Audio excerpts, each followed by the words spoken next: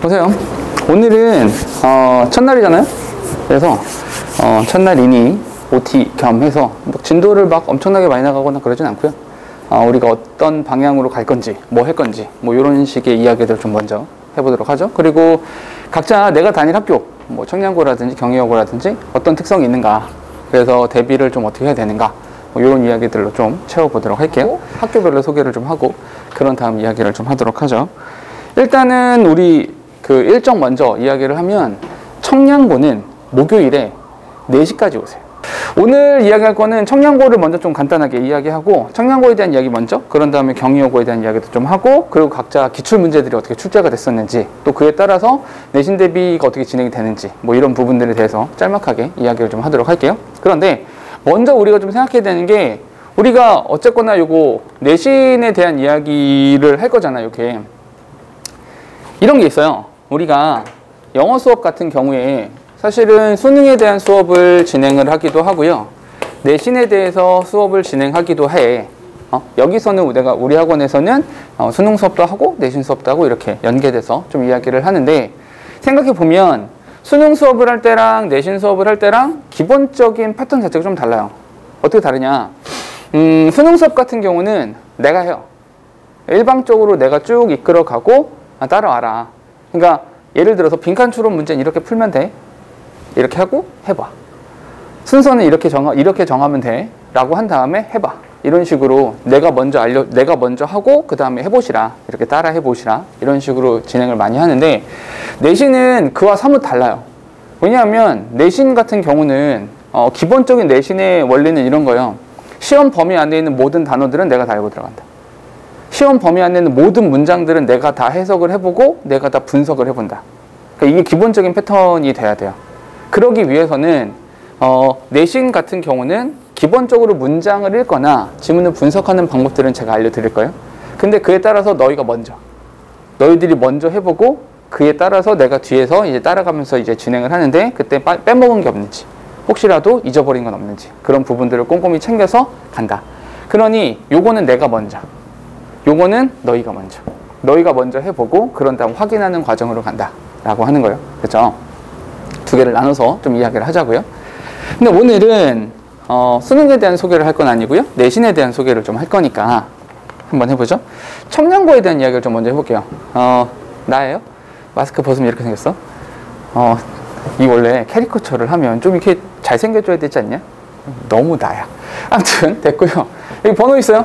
전화번호 적어놨는데, 여기 오늘 이제 그 전에 나랑 수업을 했던 친구들도 있지만 처음 수업 듣는 친구들도 있으니까 요 번호가 제 번호예요. 그러니까 혹시라도 질문할 거 있거나 모르는 거 있으면 이쪽으로 연락 주시면 되고요. 그리고 뭐 학교에 대한 정보, 예를 들어서 부교재가 결정이 됐어, 시험 범위가 나왔어, 뭐 이런 것들이 있으면 최대한 빨리 알려주시는 게 제가 준비를 해드리는 것에 도움이 될 테니까 내가 준비를 잘해야 너희들도 편할 거 아니야? 그죠? 이 얘기는 잠시 후에도 할게요. 자, 다음에 여기 질문은 항상 옳다라고 써놨는데 그렇죠.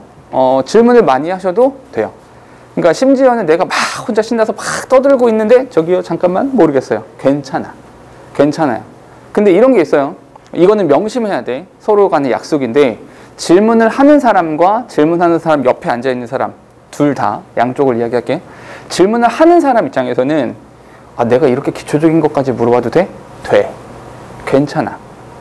아주 기초적인데 내가 그냥 자연스럽게 넘어가는 부분들도 있을 거예요. 그냥 넘어가는 부분인데 그 부분에 대해서도 난 잘 모르겠는걸? 다시 설명해줘. 괜찮아. 그래서 온 거예요. 학원에서 야, 넌 그것도 몰라? 이 바보야? 이렇게 하면 나쁜 사람이에요. 오케이? 그 사람은 욕할 뻔했어요? 아무튼 그런 사람이야. 그러니까 질문해도 괜찮다. 얼마든지 질문해도 괜찮아요. 내가 수업하고 있는 걸 끊어도 괜찮아요. 상관없어요. 그러니까 질문을 많이 하시고, 또 한 가지, 질문하는 사람 입장에서 내가 이런 기본적인 것까지 물어보면 옆에 있는 친구들이 불편해하지 않을까? 아니야. 걔도 몰라. 걔도 모르는데 아는 척하고 앉아있는 거야. 그러니까 내가 용기를 내서 물어봐 주면 옆에 있는 친구들이 오히려 고마워할 거다. 그러니까 오히려 더 질문을 많이 하시라. 괜찮다 라는 거고요. 또 한 가지, 질문하는 사람 옆에 앉아있는 사람들의 입장이 쟤는 저런 것까지 물어봐.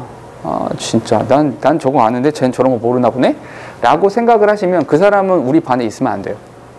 그런 정신 상태와 그런 마음가짐을 가지고 있으면 이 반에 있지 마세요. 왜냐하면 기본적으로 함께 공부하는 거야. 나 혼자 잘났다고 지지고 볶고 한다고 잘 되는 거 아니거든요. 오케이? 우리가 다 함께 좋은 결과를 얻고 다 함께 잘 되자고 이렇게 앉아 있는 거니까 들으셔야 돼요. 옆에 친구가 물어보는 것에 대해서 혹시라도 오늘 이 사항에 대해서는 내가 난 지금 아는데 저런 것도 물어봐 라고 건방 떨다 할지라도 또 다른 질문에 대해서 내가 모르는 것일 수도 있어요. 그러니 누군가가 질문을 하면 혹시 나도 저것을 제대로 알고 있는지에 대한 확인 과정으로 확인하셔야 된다. 그렇게 여기시는 것이 맞아요. 그렇죠? 그러니 우리 수업 시간 안에 하는 모든 질문들은 괜찮다. 이렇게 모든 질문이 허용이 된다. 아시겠죠? 질문 많이 하시고. 그리고 전화번호 알려드린 거는 이제 마찬가지 맥락인데 꼭 수업 시간 안에서만 질문을 하시는 건 아니에요. 그래서 끝난 다음에 카톡이라든지 뭐 문자라든지 이렇게 해서 질문을 하셔도 얼마든지 괜찮다라는 거고요. 그리고 이제 그 카톡으로 질문하는 경우들이 왕왕 있는데 카톡으로 질문할 때는 그냥 사진 찍어서 보내주시면 돼요. 나 이거 몰라. 그냥 굳이 영어로 쓰지 마. 오타 많이 나고 힘들어. 그러니까 보내주시면 된다. 됐죠? 또 한 가지. 우리가 내신 대비할 때 굉장히 많이 필요한 게 뭐냐? 이 두 번째. 이 꾸준함이라고 하는 것이 정말로 많이 필요해요. 왜냐하면 내신은 정해져 있는 기간 안에 정해져 있는 자료를 가지고 정해져 있는 분량을 가지고 시험을 보는 거거든요. 그래서 사실은 누가 영어를 잘하냐? 누가 영어를 못하냐? 그거는 큰 관건이 되지 않아요. 물론 내가 영어 실력이 뛰어나면 당연히 내신 대비하는데 도움이 되겠지. 빨리 풀고 빨리빨리 처리를 할 수 있으니까. 근데 내가 영어 실력이 조금 부족하다 하더라도 꾸준함으로 성실함으로 얼마든지 극복해낼 수 있어요. 그러니 영어를 잘하냐 못하냐 보다 내가 얼마나 끈덕지게 얼마나 덤벼들어서 할 거냐 그거에 좀 포커스를 맞추시는 것이 조금 더 좋지 않을까라고 생각해요. 꾸준하셔야 된다. 과제가 좀 많을 거란 얘기예요. 자, 그런 다음에 마지막에 나오는 건 이제 nevertheless라고 써놨는데 내가 제일 좋아하는 단어가 저거예요. 그럼에도 불구하고란 뜻인데 그때도 꾸준하게, 그때도 초심을 잊지 말고 꾸준하게 공부를 하시는 게 제일 좋다. 아시겠죠? 그걸 잊지 마세요. 그래서 그럼에도 불구하고 힘들면도 불구하고 조금 더 열심히 해주시라 라는 맥락에서 저걸 써놨어요. 내신 세부사항을 좀 보죠. 이것도 19년 계획입니다. 19년도에 나왔던 계획인데 경희여고는 약간의 변수가 있어요. 어떤 게 있냐면 경희여고에서 시험 문제를 조금 어렵게 내시던 선생님이 계셨어요. 근데 그분이 잠깐 학교를 떠나셨다가 다시 돌아오셨어요. 그 선생님이 떠나 계시던 시절의 경희여고 시험 문제는 정말 눈뜨고 볼 수 없을 만큼 쉬웠어요. 말도 안 되게 쉬웠어요. 왜냐하면 시험 범위도 굉장히 작았고 그 앞에 뭐 리스닝 부분이잖아요. 아까 청량고 들어간다고 했는데 경희여고도 막 그런 리스닝 부분에서 막 시험 문제 내고 막 이런 식으로 문제를 내다가 지금은 그런 식으로 출제를 하지 않아요. 지금은 그렇게 안 냅니다. 그러니까 난이도가 조금 높아졌다. 예전에 비해서는 몇 년 전에 비해서는 조금 높아졌다라고 보시면 되고요. 이게 작년 거예요. 이게 작년 겁니다. 작년의 평가 계획 이거요. 올해 건 아직 공식적으로 나오지 않았어요. 공식적으로 올해 것이 나오면 다시 한번 알려드리도록 할게요. 올해 건 작년 건데 보시면 여기 중간고사 기말고사가 경희여고는 점수에 대한 산출을 35점 만점으로 평가를 합니다. 100점 만점이 아니라 35점 만점이에요. 그래서 35점 중간고사, 35점 기말고사, 그리고 수행평가가 30점 이렇게 됩니다. 그러니까 7대 3이죠. 이 비율은 학교에서 정하는 거기 때문에 그거는 이제 참고로 알아두시면 됩니다. 요거 알아두시고요. 기말고사 시험 범위나 이런 것들은 그때 나올 거고. 자, 이렇게 수행평가에 대한 거를 좀 이야기해 볼까요? 아까도 방금 전에 말씀드린 것처럼 수행평가는 전체 30점 만점입니다. 그리고 나서 여기 말하기 부분이 있고요. 에세이 쓰기가 있거든요. 말하기 부분 점수가 더 높아요. 특이하게도 말하기 쓰기라고 썼는데 말하기 쓰기가 뭐냐면 작년 같은 경우에 올해도 스페셜 레슨이 들어가잖아요. 모킹버드, 그러니까 앵무새 죽이기라고 하는 소설이잖아요. 그 앵무새 죽이기란 소설의 원서를 읽으라고 했었어요. 그걸 읽고 나서 뭐 요약문을 쓴다든지 아니면 이제 자기가 느낀 바를 쓰라든지 그런 식으로. 근데 그걸 쓴 거를 암기해서 나가서 말하는 거예요. 이렇게? 이런 식으로. 그러니까 이것도 마찬가지로 미리 써야 되는 거예요. 미리 써서 암기하고 들어가는 것이기 때문에 미리 쓴 것에 대해서도 아까 말씀드린 것처럼 그러니까 저한테 미리 이제 첨삭을 받으시고 그런 다음에 암기하고 들어가시면 된다라는 겁니다. 아, 그래요? 올해 건 제가 아직 공식적으로 문서를 못 받아가지고 뭐 세 개 뭐래요? 이거랑 이거랑 말하기, 쓰기, 읽기? 읽기는 뭐 어떻게 본다는 거야? 쓰고 읽기.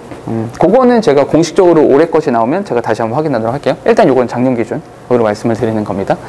자, 그렇게 돼요. 그리고 요거는 세부사항들 어떻게 보냐 이런 식으로 다 나와요. 그러니까 뭐냐면 어떻게 평가를 하겠다라는 것이 나오고 경위여고 같은 경우는 참 친절하게도 평가 예시도 나옵니다. 이렇게 예시가 나오니까 작년 같은 경우에는 이게 영어 원서 독후 발표라는 것이 그 앵무새 죽이기, 모킹버드 그 부분이었었는데 뭐 아주 어렵거나 그러진 않아요. 그러니까 그리고 이제 보통 학생들이 어떻게 하냐면 구글링을 막 해가지고 한글 해석본을 구해가지고 막 읽어보기도 하고 하는데 뭐 나쁘진 않아요. 뭐 미리 내용 파악하는 것 정도로 나쁘지 않습니다. 그러니까 이렇게 진행이 된다라는 거 참고로 알아두셔라. 평가 기준은 마찬가지로 라이팅 어떻게 보는지 뭐 이렇게 다 써 있으니까 이런 것들은 참고로 알아보시면 되고요. 실제로 궁금한 건 여기죠. 여기인데 경위여고 같은 경우에 시험 범위가 이게 교과서 2가 들어갔었어요. 일단 교과서 2가가 들어갔었는데 시사한인데 시사한 교과서가 상대적으로 조금 어려워요. 조금 어려운 면이 있거든요. 요거 들어가고 요 부교재가 요거 있어요. 작년에 수능 만만이라고 하는 책이었었거든요. 시험 범위가 작지 않아요. 꽤 많아요. 시험 범위가. 그래서 올해도 내가 계속 이 부교재가 뭐냐라는 것을 계속 물어보는 이유가 부교재에 따라서 범위나 이런 것들이 좀 이제 결정이 될 거기 때문에 좀 알아두셔야 되는데 전통적으로 경위여고의 특성 중에 하나는 부교재에서 시험 문제를 많이 냈어요. 부교재에서. 교과서보다는 부교재에서. 근데 모의고사도 항상 들어갔어요. 경우에는 모의고사도 항상 들어갑니다. 근데 이게 2학기 기말고사 분석한 거거든요. 기말고사니까 당연히 11월 모의고사가 들어가겠죠. 해당되는 그 시험을 볼 때 해당되는 모의고사가 있어요. 예를 들어서 1학기 중간고사다. 3월 모의고사 들어가겠죠. 1학기 기말고사다. 6월 모의고사 들어가겠죠. 그런 식으로 해당되는 모의고사가 시험 범위에 들어간다 라고 보시면 되는데 생각보다 모의고사는 범위가 아주 많이 들어가진 않았어요. 주보 들었어요?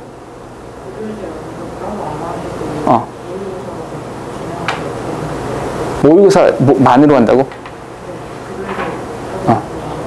부교재를 선정을 안 한다고 하셨어요? 괜찮아요. 물어보세요. 부교재를 선택 안 할 수도 있어요. 안 한 적도 있어요. 근데 그렇게 되면 이제 아무래도 상대적으로 모의고사가 이때는 30분에서 40분만 들어갔는데 모의고사 전체가 들어가고 그런 다음에 교과서에 대한 비중이 커지고 이렇게 되겠죠. 그거는 이제 선생님께서 가이드라인 주시는 대로 그렇게 준비를 해가면 됩니다. 이땐 비중이 높았어요. 자, 조금만 가보면 시험 문제, 근데 이제 경위여고는 이렇게 한번 이야기해보죠. 부교재 엄청 많이 나와요. 부교재에 대한 비중이 되게 큽니다. 또 한 가지 보면은 문법에 대한 부분들을 좀 많이 물어봐요. 그리고 서술형 문제를 잘 보세요. 여긴 서술형이 있으니까 서면수령 보면 영장문을 완성하는 형태들로 문제가 출제가 되거든요. 근데 이 부분이 생각보다 쉽지 않아요. 그래서 이렇게 말씀을 드릴게요. 경위여고에서 사실 경위여고 인원이 좀 작기 때문에 1등급 받기가 좀 힘들어요. 근데 경위여고에서 나 1등급 받을 거야 라고 하면 시험 범위가 조금 많더라도 어느 정도 암기를 해주시는 것이 편할 거예요. 그래서 편하다. 내 100점 맞을 거라면. 만점이 목표라면 35점 만점이 목표라면 전부 다 암기하는 형태로 공부하시는 게 좀 더 마음 편할 거다라는 거예요. 또 한 가지는 경위여고 한 페이지 넘겨보세요. 한 페이지 넘겨보시면 기출문제가 좀 있어요. 그 기출문제들 한번 살펴보시면 돼요. 그러니까 서술형을 중점적으로 보세요. 서술형 문제 출제되는 것이 쉽지 않다. 생각보다 난이도 있게 나온다 라고 하는 거니까 그 부분 참고로 보시고 우리 내신 대비하는 동안에 그런 서술형에 대한 이제 뭐 변형 문제라든지 기출 문제라든지 그런 것들은 우리 수업 시간 안에서 전부 다 해결을 할 겁니다. 참고로 경위여고는 진도를 좀 세게 나가야 돼요. 조금 빨리빨리 나가야 돼서 과제가 상대적으로 조금 더 많을 거예요. 됐죠? 여기까지. 뭐라고요?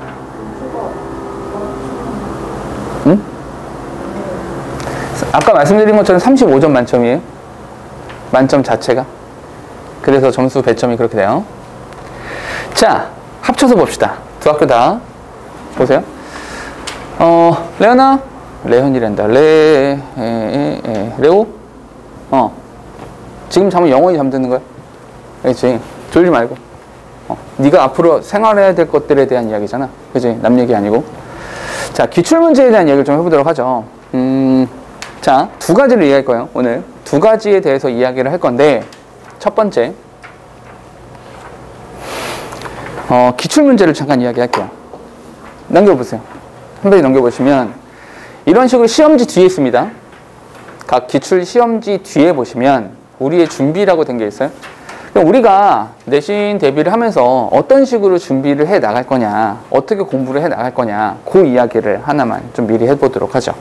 봐봐. 두 가지를 이야기할 건데, 우리가 어떤 식으로 준비할 거냐, 두 가지. 첫 번째, 문법은 어떻게 준비해 갈 거냐 라는 거 첫 번째고요. 두 번째로 독해 지문 좀 어떻게 준비해 갈 거냐, 이 두 가지. 문법이랑 독해 두 가지로 나눠서 이야기를 좀 해보도록 할게요. 먼저 문법에 대한 이야기인데, 봐봐. 예를 하나 보죠. 문법이에요. 보기를 보자마자 이렇게 분석하시면 돼요. 첫 번째, 메이드가 나왔잖아요. 그럼 우린 이렇게 생각해야 돼요. 메이드란 단어가 나오자마자 얘는 동사랑 관련되는 복이구나 라고 판단하시면 돼요. 어쨌거나 동사가 사용됐으니까. 두 번째, 2번을 보니까 여기는 마찬가지로 dates back 라고 해서 마찬가지로 동사랑 관련되는 복이에요. 3번 보기도 마찬가지로 동사와 관련되는 복이고요. 그리고 4번도 마찬가지로 동사와 관련되는 복이죠. 5번을 보니까 여기는 usually 라고 하는 부사가 되는 거예요. 재미있게도 보기가 5개인데 그 5개의 보기 중에서 4개가 동사랑 관련이 돼요. 무슨 말이냐? 앞으로 너희가 만나게 될 문법 문제들이 전부 다 이런 식일 거예요. 전부 다 동사랑 관련되는 보기가 가장 많을 거예요. 동사 아니면 접속사랑 관련되는 문제들이 출제가 될 거라고요. 그럼 오늘은 첫날이니까 봐봐. 오늘은 첫날이라서 지금 하는 이야기가 완벽하게 이해가 되지 않아도 괜찮아요. 오케이? 오늘은 어떤 이야기냐? 우리가 이렇게 갈 거다. 문법을 이런 식으로 접근할 거야 라는 이야기니까 완벽하게 이해는 되지 않아도 괜찮습니다. 수업 시간에 다 할 거예요. 괜찮아요. 자, 어떤 얘기 볼 거냐? 봐봐. 보기를 보니까 결국에는 동사랑 관련되는 보기라는 거죠. 보기 자체가 동사랑 관련되는 거야. 그러면 우리가 문법 문제를 풀 때 기본적인 생각이 내가 해석을 하다가 어색한 걸 고른다. 이런 식으로 접근하면 안 된다. 문법 문제를 해석으로 접근하지 마시라. 그럼 어쩌라는 거냐? 이렇게 하자는 거죠. 동사랑 관련되는 보기가 나오면 가장 먼저 단계적으로 첫 번째, 동사랑 관련되는 보기가 나왔을 때는 가장 먼저는 얘가 진짜 동사인지 아니면 가짜 동사인지 이걸 먼저 분석하는 거예요. 진짜 동사냐 가짜 동사냐. 혹시 준희? 맞지? 준희야, 혹시 가짜 동사? 이런 거 들어봤어요? 당연히 처음 듣죠? 못 들었지? 네, 들어는 본 거. 들어는 봤어? 오케이, 좋아요. 가짜 동사 뭐예요? 오케이. 진짜 동사는 우리가 시제를 가지고 있는 녀석을 진짜 동사다 라고 하고요. 가짜 동사는 시제를 안 갖고 있는 거예요. 시제를 가지고 있지 않으니까 지수 말했던 것처럼 얘는 준동사가 되는 거죠. 이렇게 합시다. 시제가 없는 동사. 시제가 없으니까 얘를 우리는 준동사 라고 불러줄 거예요. 보기를 딱 보는 순간에 여기가 진짜 동사 자리인지 아니면 가짜 동사 자리인지를 분석하자. 이게 제일 먼저, 가장 먼저 해야 될 일인 겁니다. 그럼 잠깐만, 그럼 생각을 해보면 여기가 진짜 동사 자리인지 아니면 가짜 동사 자리인지를 알아야 되잖아. 그죠? 복용 어떻게 알죠? 그렇죠. 동사의 개수와 누구? 동사의 개수와 항상 관련되는 게 접속사의 개수죠. 그죠? 그래서 진짜 동사 자리인지 가짜 동사 자리인지를 어떻게 판단하냐라고 하면 영어의 한 문장 속에 주어랑 동사의 개수는 접속사의 개수 플러스 1 이거로 찾는 거야. 한 문장 안에 주어 동사의 개수는 접속사의 개수 플러스 1 요거로 찾는다. 이해돼? 괜찮아? 이해돼? 봐. 요 공식은 절대적인 공식이니까 꼭 기억하시라. 그죠? 근데 이 공식에 따라서 문장을 막 이렇게 분석을 해보니 이 시제를 가진 진짜 동사더라. 진짜 동사야. 이 자리가. 진짜 동사라면 두 번째로 넘어가서 두 번째로 가시면 돼요. 그럼 진짜 동사가 가지고 있는 특성이 뭐냐라는 거죠. 진짜 동사가 가지고 있는 특성. 서윤아, 진짜 동사가 가지고 있는 특성? 그렇죠. 수가 있고요. 태가 있고요. 시제가 있죠. 이렇게. 수와 태와 시제 이 세 가지가 동사가 담당하는 문법이다 라고 말할 수 있죠. 그러면 수와 태라고 하는 것은 어떻게 알아? 그렇지. 결국 얘는 주어 찾기가 되는 거죠. 주어만 잘 찾아내시면 된다라는 거죠. 그 주어를 잘 찾아내면 얘가 단수를 써야 될지 복수를 써야 될지, 태니까 능동태를 써야 될지 수동태를 써야 될지 이 모든 것들을 결정할 수 있다라는 거죠. 주어가 결정하는 겁니다. 그런데 소연아 좀만 더 할게요. 시제라고 하는 것은 종류가 두 가지잖아. 어떻게 두 가지예요? 시제는 종류가 두 가지입니다. 민서, 시제는 종류가 두 가지였죠. 기억나요? 그렇지. 현재가 아니라 기본 시제. 그죠? 과거, 현재, 미래가 이제 점이었었으니까. 기본 시제라고 하는 것이 있고요. 완료 시제라고 하는 것으로만 나누면 돼요. 우리가 중학교 때는 아마 시제라고 하는 것을 12가지 이렇게 구분을 많이 했었겠지만 실제로 그렇게 구분할 필요는 없어요. 그래서 기본 시제냐, 완료 시제냐. 그래서 기본 시제는 점이다. 한 순간을 말한다고 보시면 되고요. 완료 시제라고 하는 것은 선이다. 지속성이 있다. 이렇게 하시면 되는 겁니다. 그럼 민서야, 여기서 내가 점인지 선인지를 구분해야 될 거 아니야. 내가 어떻게 구분하죠? 잘. 이 두 가지 어떻게 구분해요? 점인지 선인지를 아셔야 되거든요. 지수야, 혹시 이거 어떻게 구분하는지 알아요? 점과 선? 이 두 가지는 어떻게 구분하시냐면, 얘는 시간을 나타내는 부사를 보시면 점인지 선인지를 알 수 있어요. 예를 들어서 for 이라든지 since 이런 식의 표현을 쓰면 뭐뭐 동안, 뭐뭐 이후로 이렇게 되기 때문에 선이다 라고 판단을 하시면 되고요. in이나 on이나 at이다 이런 식의 표현이 나오면 점이다 이렇게 보시면 되죠. 시간을 나타내는 부사를 보면 점인지 선인지 알 수 있다. 됐죠? 여기까지 하면 진짜 동사에 대한 이야기는 끝나는 거예요. 이 안에서 진짜 동사에 대한 이야기는 다 끝낼 겁니다. 여기서. 됐죠? 조금만 더. 그러면 내가 동사의 개수랑 접속사의 개수를 막 세봤어요. 막 세봤더니 이 자리는 진짜 동사 자리가 아니라 가짜 동사 자리더라 라는 판단이 들면 여기서 2단계로 넘어가시면 되죠. 두 번째로. 그러니까 이걸 잘 기억하셔야 돼요. 진짜 동사 쪽에선 이렇게, 가짜 동사 쪽에선 이렇게 가는 겁니다. 그럼 여기서 이렇게 생각해보죠. 지수야, 준동사, 아까 지수가 말했는데 준동사가 뭐죠? 그죠? 근데 그건 준동사의 종류잖아요? 준동사라는 게 뭐예요? 결론적으로. 자, 봐봐. 이게 모두 공통으로 이게 그 예전이랑 되게 많이 달라진 문화인데 우리가 코로나를 겪으면서 모두 마스크를 쓰고 있잖아요? 그래서 이게 너무 작게 말하거나 그 말하면 안 들려요. 들을 수가 없거든요. 왜냐면 우리 수업이 내가 자꾸 물어보거든. 나 혼자 떠들면 계속 물어봐, 뭔가를. 근데 조금 크게, 평소보다 크게 말씀해 주셔야지 내가 들을 수 있어요. 안 그러면 못 듣거든. 왜냐면 이제 이건 되게 중요한 거예요. 왜냐하면 나 혼자 떠드는 게 아니잖아. 대답을 해줘야 그 부분은 요거는 맞고 요거는 요래서 잘못된 거야. 고쳐줄 수 있거든. 그러니까 일방적으로 듣기만 하는 게 아니기 때문에 이게 피드백이 계속 있어야 돼요. 서로 간에. 그래서 조금 크게 말씀해 주셔야 제가 좀 들을 수 있거든요. 지금도 잘 안 들려서 그래서 다시 준동사가 뭐예요? 이렇게 한번 이야기해보죠. 이게 진짜 동사냐 가짜 동사냐 먼저 나눴잖아. 두 개를 나눴단 말이야. 오케이? 그 상태에서 진짜 동사 쪽으로 이렇게 가면 돼. 그냥. 근데 가짜 동사일 수도 있잖아. 내가 동사의 개수랑 접속사의 개수를 막 이렇게 세보니까 가짜 동사더라. 진짜 동사가 아니야. 그럴 수도 있잖아. 그러면 가짜 동사네? 준동사야. 끝? 아니지. 거기서 끝나면 안 되죠. 그럼 가짜 동사라서 뭐? 이렇게 나와야 된다고. 그러면 가짜 동사라서 뭐? 라는 질문을 하려면 아주 자연스럽게 근데 얘가 뭔데? 이 준동사라는 게 뭐냐? 이 얘기가 먼저 나와야 될 거 아니야.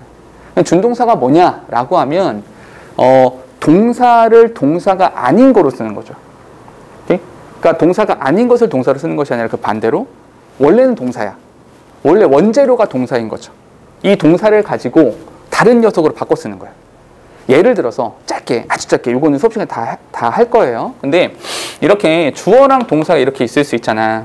근데 이제 동사의 왼쪽에 주어 나오는 건데 이 자리에 원래는 이제 명사를 써야 된다고. 명사를 써야 될 그 자리에 동사가 튀어나온 거지. 그럼 동사를 명사로 바꿔라. 이게 준동사라고요. 오케이? 그러니까 원재료는 동사인데 이 동사를 다른 형태로 바꿔 쓰는 거. 이렇게 생각하시면 된다는 거죠. 그럼 보시면 그럼 이제 준동사라고 하는 건 동사를 동사가 아닌 것으로 바꾸는데 동사가 아닌 것이 뭐냐? 그게 세 가지인 거죠. 명, 형, 부. 이렇게 세 가지가 있죠. 그래서 일단 준동사라는 판단이 들었으면 얘가 명사 자리인지 형용사 자리인지 아니면 부사 자리인지를 먼저 확인하시라. 명령부를 확인하셔야 돼요. 오케이? 가령 예를 들어서 우리 이런 건 알고 있죠. 혹시 이거 나중에 할 건데 명사로 사용되는 거는 to랑 ing 두 개잖아. 그리고 보통 투부정사, 동명사 이렇게 부르죠. 그런데 준동사 중에는 이렇게 생긴 애도 있단 말이야. pp, 보통 과거분사라고 부르는데 이렇게 생긴 애가 명사 자리에 쓰였어. 그럼 틀린 거지. 맞지 않겠지. 이런 식으로. 오케이? 그러니까 명사인지 형용사인지 부사인지를 먼저 판단하시라. 됐죠? 잠깐. 그 중에 한 가지 중요한 게 있어서 이 형용사 같은 경우 있잖아요. 형용사. 이 형용사 같은 경우는 기본적으로 하는 일이 명사를 수식하는 거란 말이야. 오케이? 그래서 명사 수식이니까 얘는 항상 명사하고의 관계를 따진다. 요거 한 가지 잘 기억해 주세요. 명사하고의 관계를 따진다. 오케이? 눈치 빠른 사람들 알겠죠? 명사하고의 관계를 따진다. 아, 능동 관계냐, 수동 관계냐, 분사 뭐 이렇게 연결된다라는 거죠. 오케이? 이렇게 가는 것이고요. 이걸로 끝이냐? 그럼 명사인지 형용사인지 부사인지만 따지면 되냐? 아니야. 거기서 끝나지 않고요. 한 가지만 더. 세 번째. 이게 준동사이기는 한데 준동사이지만 준동사에서도 태라든지 아니면 시제라든지 요것도 따질 수 있어요. 그러니까 준동사에서도 태와 시제를 따져줘야 된다. 아마 요 이야기가 조금 낯선 친구들이 분명히 있을 거야. 저게 뭔 소리지? 잘 모르겠어 라는 사람들이 있을 텐데 괜찮다니까. 오늘은 첫날이니까 우린 방향성만 말하는 거야. 이렇게 갈 거다라는 거. 그렇죠? 자, 봐봐. 그러면 동사랑 관련되는 보기가 나오면 우린 다 이 안에서 문제를 해결할 거야. 이 안에서 문제를 풀 거야. 한번 해볼게. 실제로 어떻게 적용되는지 한번 해보죠. 예를 볼게. made 일단 동사가 사용됐으니까 먼저 이렇게 접근을 해볼게. None is a round flat type of bread made with flour. 이렇게요. 자, 얘가 동사야. 괜찮죠? 시제를 갖고 있으니까 동사야. 근데 얘가 동사인지 아닌지를 판단해야 되죠. 만약에 이 문장 어딘가에 접속사가 있어. 그럼 동사인 거야. 그러면 이렇게 수태 시제를 따져 들어가면 되는 거지. 맞죠? 근데 이 문장 안에 접속사가 없어. 그러면 얘는 진짜 동사가 아니라 가짜 동사 쪽이 되는 거지. 됐습니까? 문장을 보니까 접속사가 있어 없어? 접속사가 따로 없죠. 맞아요. 접속 없어요. 그러면 얘는 뭐냐? 라고 생각해 보면 명사는 아니잖아. 그죠? 그럼 형용사인지 부사인지를 살펴봐야 되는데 명령부 중에서 얘는 뭐다? 앞에 있는 bread와의 관계를 따져야 되는 형용사가 되는 거죠. 됐습니까? 그럼 이제 명사하고 이거 형용사 명사하고의 관계 따지라며. 그럼 이렇게 한번 해보는 거죠. 레호 잘 봐봐. bread 빵이죠. 빵이 만드니 빵을 만드니. 빵이 만들어 빵을 만들어? 말을 해야지. 빵이 만들어 빵을 만들어? 빵을 만드는 거지. 그지? 이건 뭐라고 한다? 이런 것을 수동이라고 불러주는 거죠. 을르레게가 수동이다. 수동이니까 과거 분사를 쓴 거. 괜찮죠? 됐어요? 네. 관계 형사가 생략돼서 이렇게 답변을 된다고 생각해요. 상관없어요. 그렇게 봐주세요. 그렇게 봐도 되고. 그럼 봐봐. 지금 이제 미안해 아직 일을 못 외웠어. 준이가 말하는 것처럼 준이는 이렇게 생각한 거잖아. 저기 주격 관계대명사랑 비동사가 생략된 거 아닙니까? 이런 생각을 했잖아. 그렇게 보건 이렇게 보건 별 차이는 없죠. 어쨌거나 정답을 빨리 고르기만 하면 되는 거잖아요. 그러니까 전혀 문제가 되지 않아요. 괜찮다. 지금 준이가 말한 대로 해도 괜찮아요. 그것도 괜찮아. 오케이? 자, 또 나가볼게요. 1번 통과. 괜찮죠? 다음 2번으로 가볼게요. 2번을 보니까 dates 이거 동사가 되는 거잖아. 그럼 문장을 또 봐야 돼. 문장을 또 봐서 The first record of the existence of none dates 일단 여기 동사로 써 있으니까 동사라고 체크할게. dates back to about 1300 AD 이렇게 나왔죠. 그럼 동사는 지금 여기 하나잖아. 만약에 여기 어딘가에 뭐 어쩌고저쩌고 따질 필요도 없죠. 그냥 동사밖에 없으니까. 다른 동사가 없잖아요. 그죠? 얘가 동사야. 동사면 뭘 따지면 돼? 수태 시제를 따지면 되는 거지. 그럼 누구 찾아라? 일단 주어를 찾아라. 주어를 찾아야 되는데 오브가 나오니까 뒤에 거에 앞에 거, 오브가 나오니까 뒤에 거에 앞에 거. 그럼 뭐? 난의, 존재의 대한 첫 번째 기록은 누가 주어가 되는 거야? The first records. 얘가 주어가 되는 거죠. 얘가 주어니까 뒤에 나오는 동사 수 괜찮죠? 단수니까 단수. 됐죠? 그 기록이 dates back to 거기까지 거슬러 올라갑니다. 능동 괜찮죠? 별로 문제될 거 없어요. 2번 통과. 괜찮아? 오케이. 다음 3번으로 가죠. 3번에 rise. 이 동사가 맞는지 한번 살펴보자고요. In order to make it rise. is usually added to noun before it is cooked. 이렇게요. 동사 2개. 동사가 2개라서 접속사가 하나만 있으면 되죠. 근데 여기서 잠깐 어떤 친구들은 이게 동사가 아닙니까? 동사가 아닌가요? 라는 질문할 수 있어. 난 지금 동사 이렇게 하면 2개를 봤잖아. 얘는 동사가 왜 아닙니까? 이런 생각할 수 있는데 문장을 읽다 보면 in order to make it rise라 써서 이 make가 무슨 동사? 사역동사. 얘가 사역동사가 되는 거죠.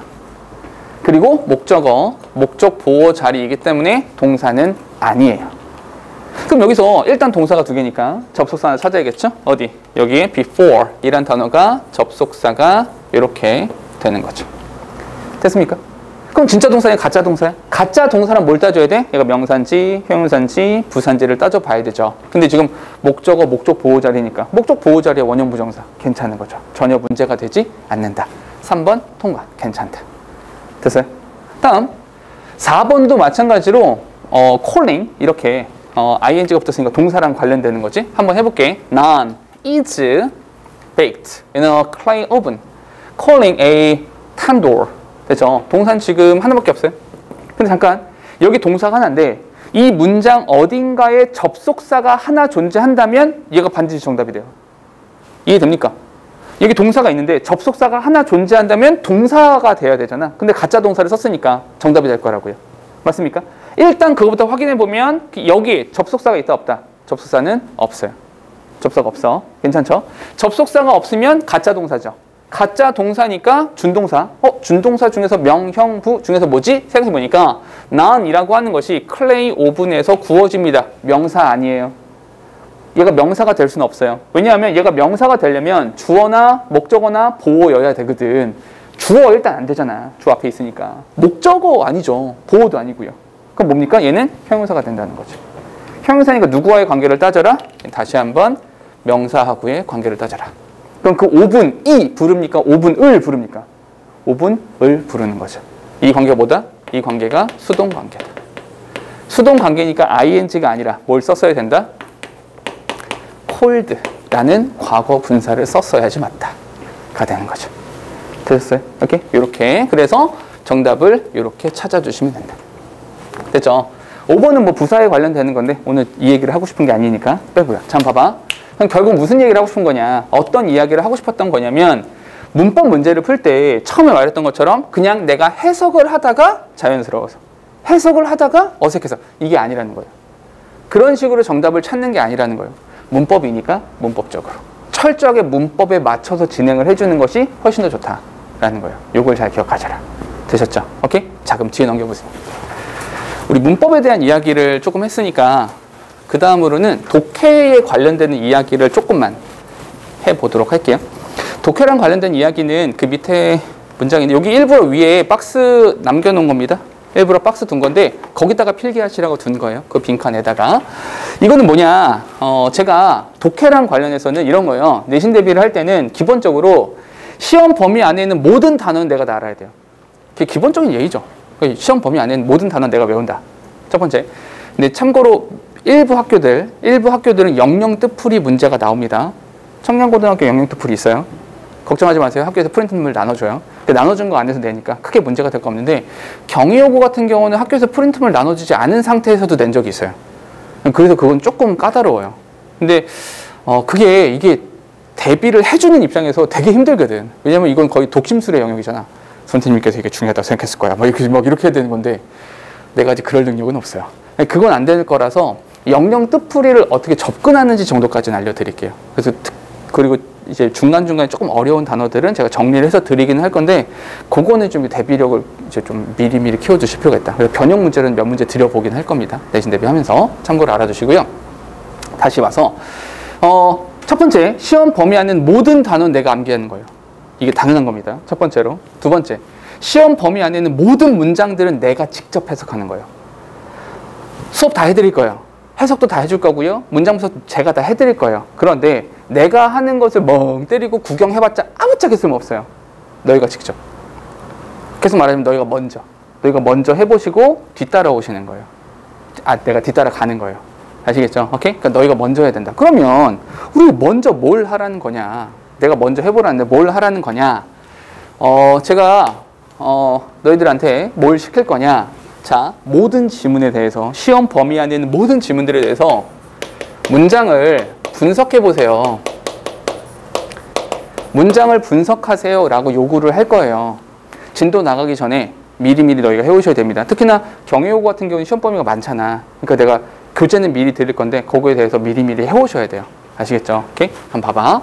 문장 분석을 하는 거야. 근데 문장이라고 하는 것을 분석할 때 가장 먼저 찾아야 되는 게 있다. 문장에서 가장 중요한 거. 보경. 문장에서 가장 중요한 게 뭐야? 문장을 봤을 때 가장 중요한 거.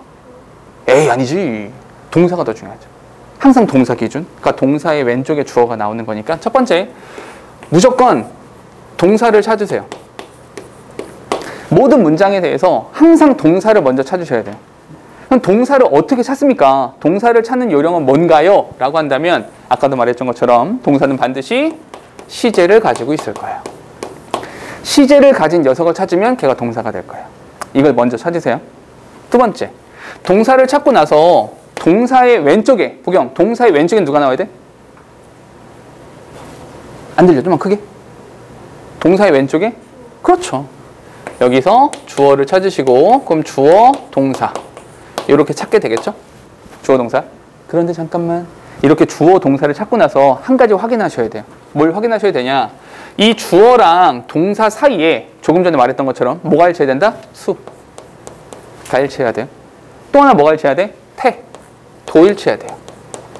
주어랑 동사 사이에서는 수와 태라고 하는 것이 반드시 일치해야 된다. 첫 번째, 꼭 중요합니다, 이거. 그런 다음. 근데 이렇게 세보니까, 내가 주어, 동사를 쭉 세보니까, 동사가 여러 개네. 동사가 여러 개면, 지수, 동사가 여러 개야? 그럼 뭐가 필요해? 그렇지. 그래서, 우린 뭘 찾아야 돼? 접속사를 찾아내야 돼. 접속사를 찾아주는 거죠. 그래서, 여기서, 아까도 나왔던 절대적인 공식이 하나 만들어주는 거죠. 어떤 공식? 영어의 한 문장 안에 주어, 동사의 개수라고 하는 것은 접속사의 개수 플러스 1이다. 그러니까 너희가 문장 분석을 한 다음에 모든 문장들에 대해서 이거를 반드시 확인해 주셔야 돼요. 주어, 동사의 개수랑 접속사의 개수가 맞는가. 이 개수를 꼭 확인하셔야 된다. 아시겠죠? 이게 되게 중요합니다. 그런데 말이야. 그런데 이 접속사가 있잖아.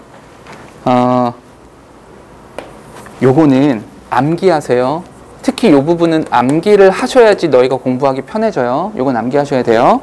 민서야, 혹시 그 접속사의 종류가 우리 두 가지가 있었잖아. 어떻게 두 가지야? 종속 접속사라고 하는 것이 하나 있었고 또 하나가?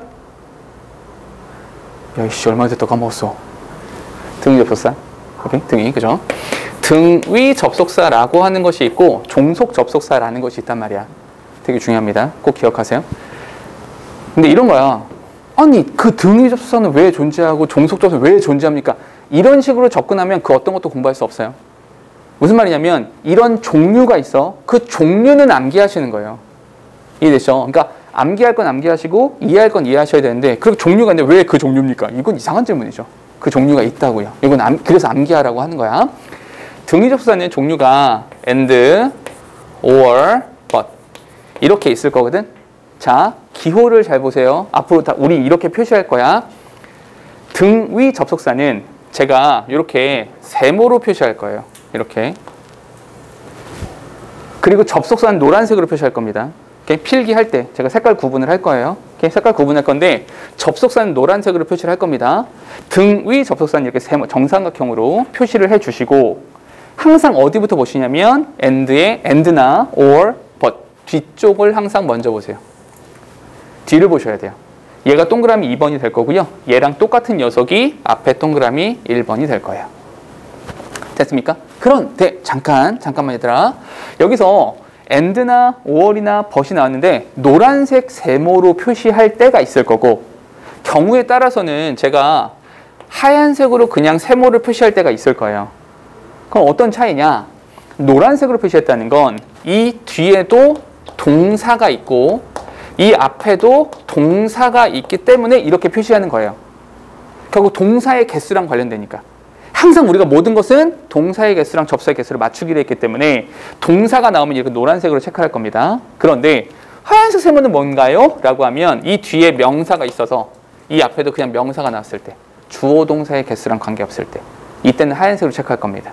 그래서 이럴 때는 뭐 앞에 투부정사가 나오면 뒤에도 투부정사가 나오는 이렇게 동사랑 관련 없을 때는 하얀색으로 체크할 거예요. 됐죠? 요거 좀 이따 해볼 거예요. 같이 적용해 보도록 하고요. 자, 다음 종속 접속사가 있는데 종속 접속사는 종류가 3가지가 있어요. 3가지. 민서 어떻게 3가지야? 그렇지. 명사절을 이끄는 접속사가 있고요. 형용사절을 이끌어주는 접속사가 있고요. 마지막으로 부사절을 이끄는 접속사가 있어요. 이 3가지로 나눠집니다. 그런데 자, 여기서부터 잘 봐. 명사절은 아까도 살짝 눈치챈 친구들 있을지 모르겠는데 명사절 같은 경우는 이렇게 네모로 체크할게요. 이거 네모로 체크할 거고요. 그리고 이렇게 괄호를 묶어주도록 할게요. 되게 중요한 거는 어디서부터 어디까지가 한 덩어리인지를 체크하셔야 돼요. 반드시. 왜냐하면 이게 왜 중요하냐면 보통 학교 선생님들이나 학원 선생님들께서 수업을 해주시면서 자, 여기부터 여기까지 가로 묶으세요. 여기부터 여기까지 한 덩어리 자기들이 다 해. 그럼 내가 해야 돼. 선생님들은 잘하겠지. 평생 그거 있으니까 너희가 해야 된다고. 그 덩어리 짓기를 너희가 해야 된다고. 직접 그래서 어디서부터 어디까지가 한 덩어리인지 자꾸만 이 계산을 해보셔야 된다. 아시겠죠? 오케이? 요거 하나. 그런데 잠깐만 우리 이런 거 있었잖아. 소연아 이거 명사절을 이끈 접속사래. 종류가 5가지가 있었죠. 뭐? what, that, 그리고 그렇지. if나 whether, 그리고 의문사. 그렇지. 한 가지가 더 복합 관계대명사. 이렇게 됐죠? that, what, if나 whether, 의문사, 복합관계대명사. 자, 주황색으로 썼습니다. 암기하셔야 돼요. 주황색으로 썼습니다. 중요하다는 뜻이에요. 됐죠? 다음 형용사절 얘기해 볼까요? 형용사절은 어떻게 표시할 거냐면 앞으로 제가 이렇게 역삼각형으로 표시할 거예요. 이렇게. 그리고 괄호를 묶어준 다음에 이렇게 한 다음에 누굴 수식하는지 선행사를 찾으라고 할 거예요. 선행사를 찾아라. 왜냐하면 이 형용사가 무슨 일 한다? 아까도 했었잖아요. 형용사는 명사 수식하는 거잖아. 그 명사를 수식한다. 그 명사를 찾아라 라고 할 거예요. 그 명사. 아시겠죠? 근데 그 선행사 명사가 되게 중요한 거지. 그 명사 사람이냐, 사물이냐, 아니면 있냐, 없냐, 뭐 이런 것들 이야기해야 되거든. 이렇게 따져줄 겁니다. 됐죠? 그럼 잠깐만 질문 다시 할게요.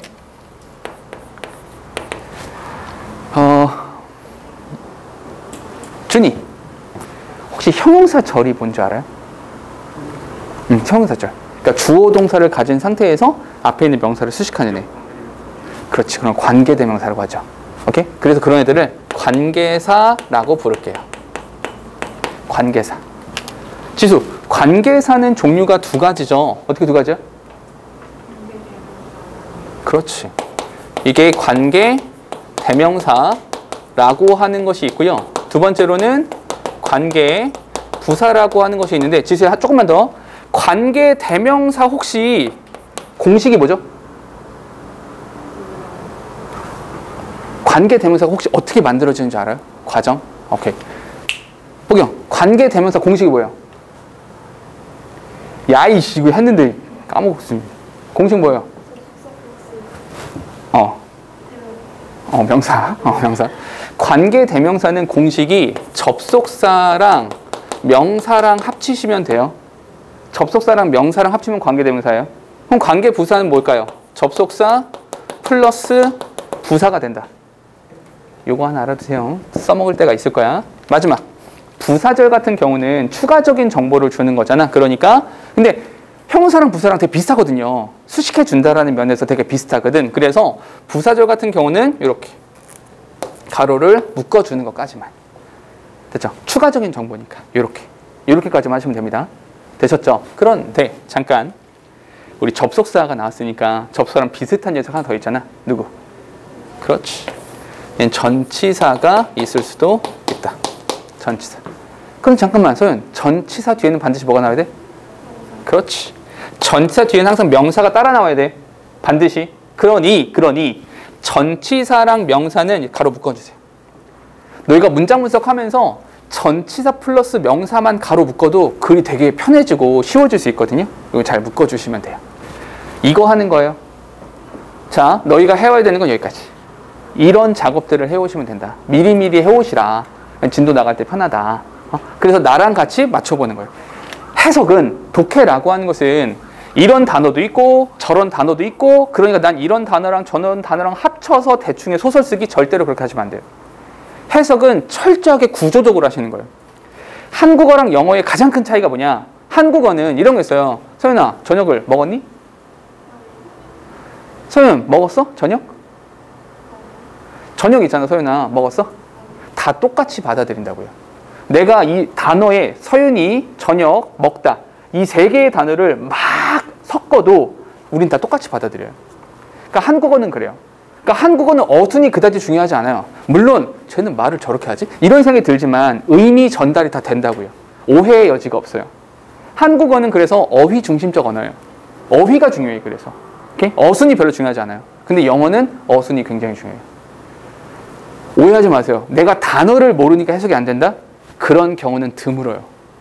물론 내가 단어를 너무 모르면 안 되지만 기본적으로 어휘가 있는 상태에서는 해석이 잘 안 되는 경우는 어휘 때문이 아니라 구조 때문이에요. 그러니까 구조 중심적으로 보셔야 된다.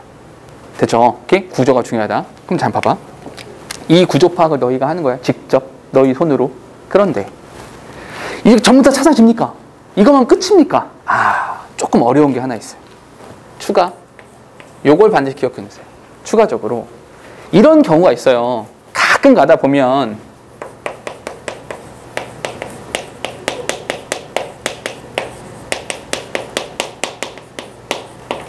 이런 경우가 있어요. 접속사가 숨어 있어.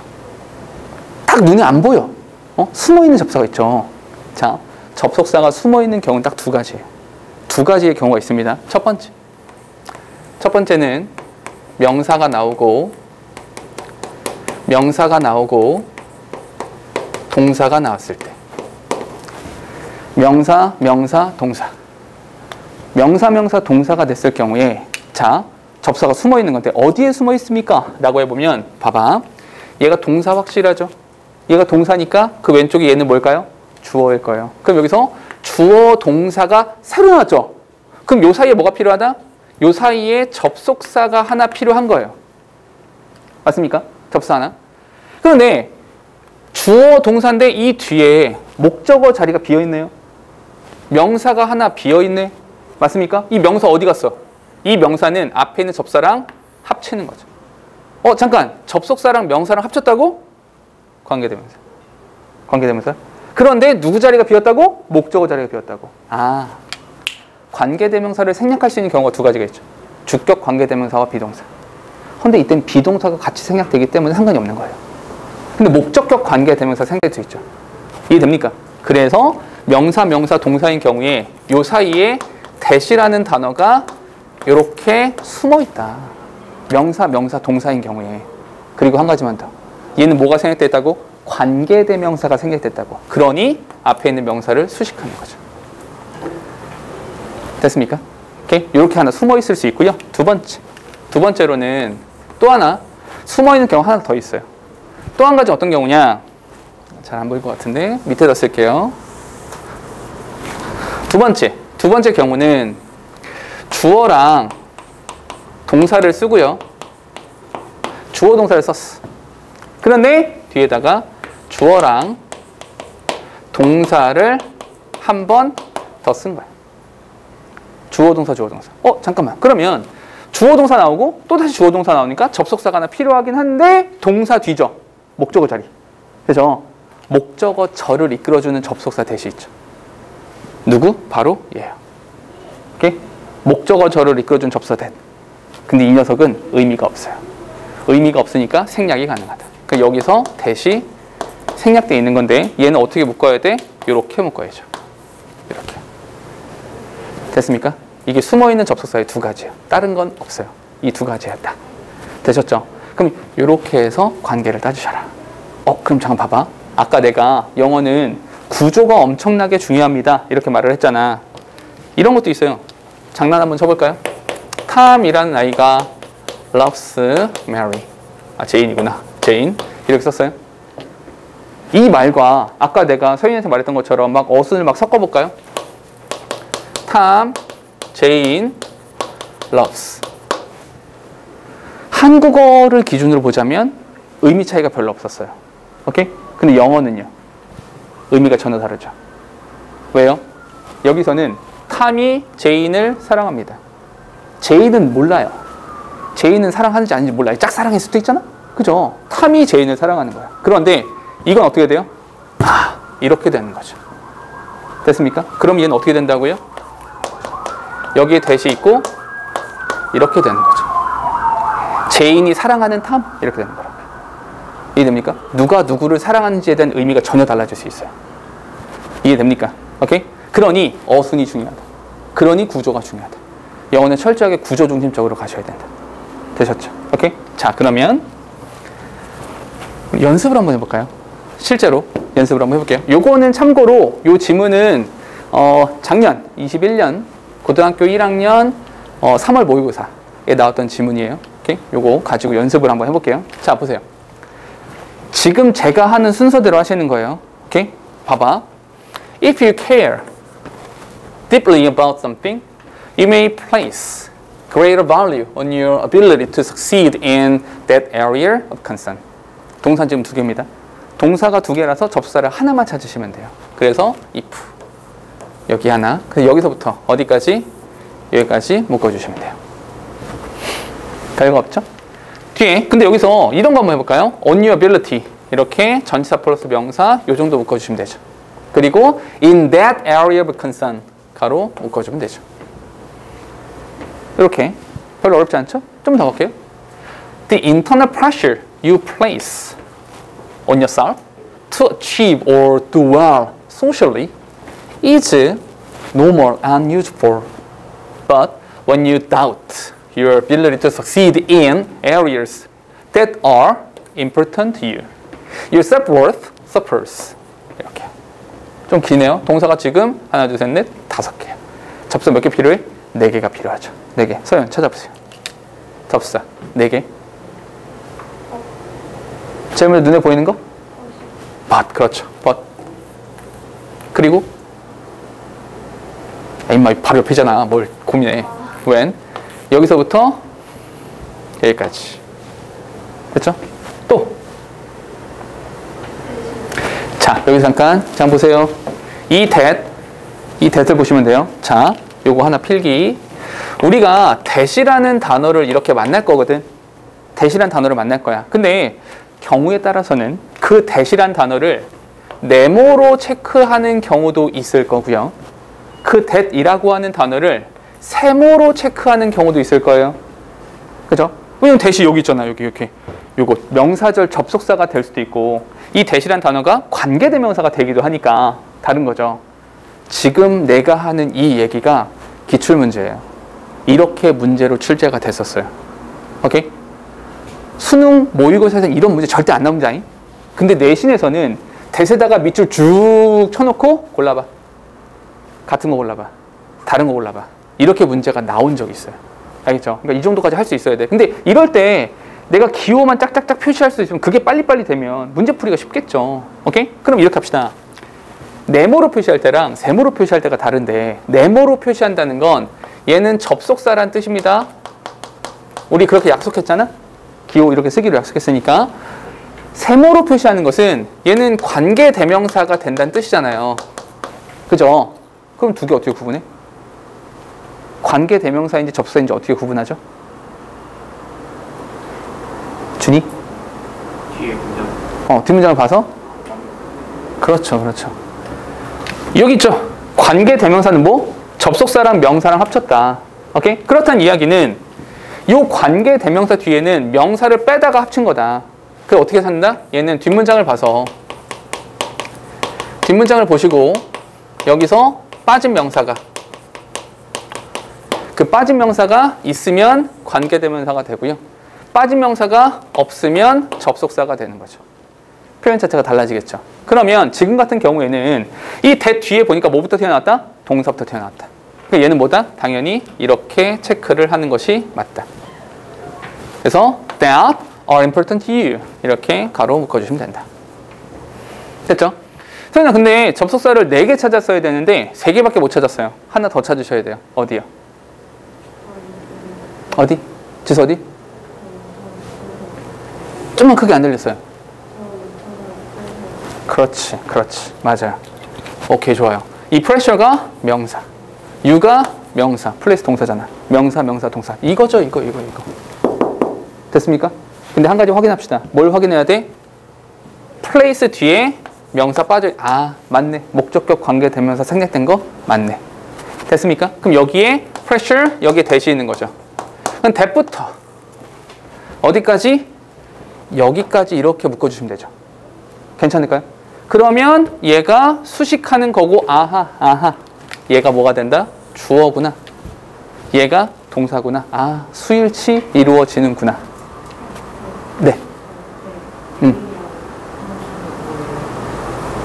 A가 아니고 명사가 없다고. 명사 하나 빠져있다는 뜻이에요. 좋은 질문이에요. 이렇게 있으면 왜냐면 우리가 그걸 꼭 확인해야 되니까. 그죠? 중요한 거라서 이렇게 체크할게요. 됐죠? 오케이? 근데 잠깐 어떤 친구들이 이런 고민할 수 있어요? 아니 근데 5월은 뭡니까? do는 뭐예요? 이렇게 하면 여기서 이렇게 되고 do가 동그라미 2번 achieve가 동그라미 1번 이렇게 되는 거죠. 됐죠? 그럼 동사가 5개, 접사가 4개 다 찾은 거죠. 됐습니까? 괜찮아? 오케이? 좀만 더 갈게요. Situations are uniquely stressful for each of us based on whether or not they activate our doubt. 동사 2개. 접속사가 하나 필요합니다. 잠깐만. 근데 어떤 친구들 여기서 이런 생각 할 수 있어요. 근데 저기 이거 동사인 거 알겠고 이거 동사인 거 알겠다. 그런데 얘는 동사가 아닙니까? based. 얘는 동사가 아닙니까? 이 질문이 나와야 돼요. 그죠? 자, 이건 이렇게 할게요. 여기 잠깐 보세요. 동사 원형에다가 이렇게 ed를 붙여주는 꼴이 있거든요. 서윤, 경우의 수가 2가지죠. 어떻게? 그렇지. 첫 번째로는 과거형 동사일 수 있고요. 또 이런 쓱을 하나 더 있잖아. 민서 뭐? 그렇지. 과거 분사. 민서의 한 가지만 더. 과거 분사라는 말을 듣는 순간 뭐?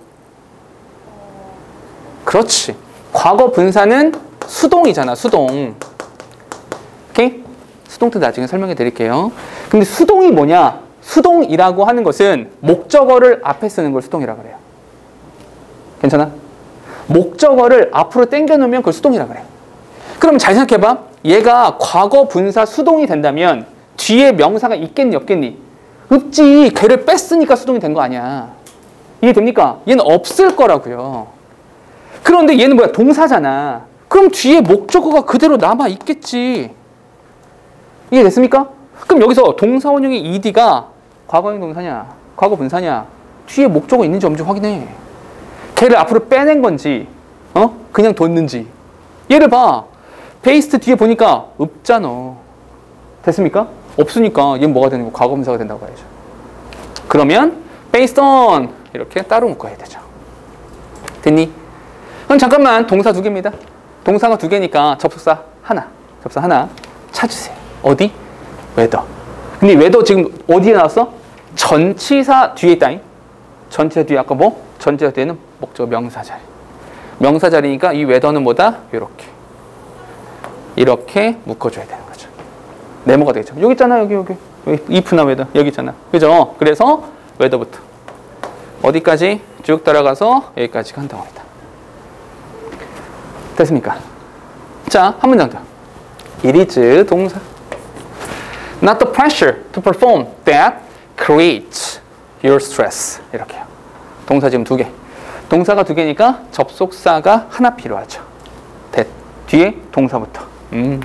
이렇게. 여기서부터 여기까지 묶어주면 되죠.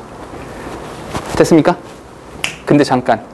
분석을 하다 보니 참고로 it is 그리고 that 이건 뭡니까? 강조죠. It is that 강조 구문인 거죠. 오케이? 한 문장만 더 할까요? Rather 그보다는 it is 동사 The self-doubt that bothers you 동사 2개. 마찬가지로 접사는 하나. that. 여기서부터 여기까지. 구조가 똑같네. it is 동그라미 that 동그라미 연결 마찬가지로 강조 구문. 됐습니까? 자, 뒤에 doubt causes you to see positive, neutral, and even genuinely negative experiences more negatively and as a reflection of your own shortcomings. 이렇게요. 동사가 하나예요. 다른 건 없어요. 됐죠? 다른 건 없습니다.